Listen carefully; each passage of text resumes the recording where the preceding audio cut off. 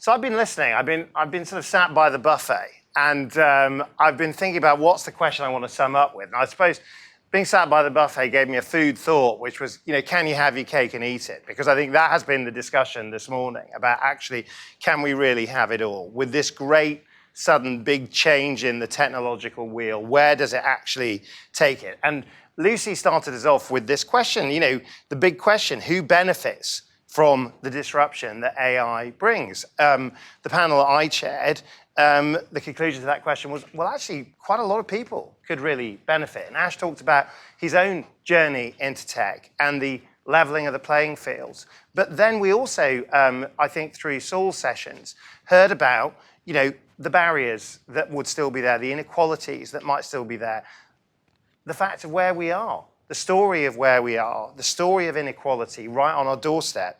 And of course, he raised that great Zuckerberg quote of the ages, to move fast and break things.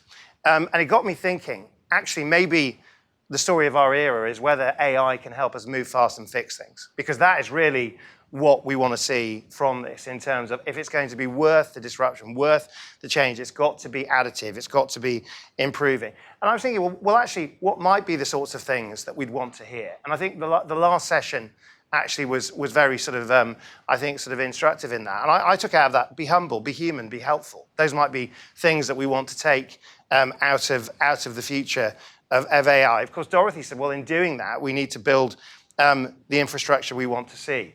And that got me thinking about the great Peter Parker quote, with great power comes great responsibility, right? You've watched it as well. But there is that kind of thing about, well, actually, if we want to distribute opportunity to talent everywhere, we've got to actually distribute opportunity. And that's not just a tech play, that's a whole wider societal play. And then we sort of conclude where we start, right? The UK has put its sort of flag in the ground, serious about the opportunities of AI and being a world leader in that. And of course, I'd go back to what Lucy said at the beginning, which is that you can't just talk big, you need to act big. And that, ladies and gentlemen, is how you have your cake and eat it. Please enjoy the buffet. Thank you very much. Well,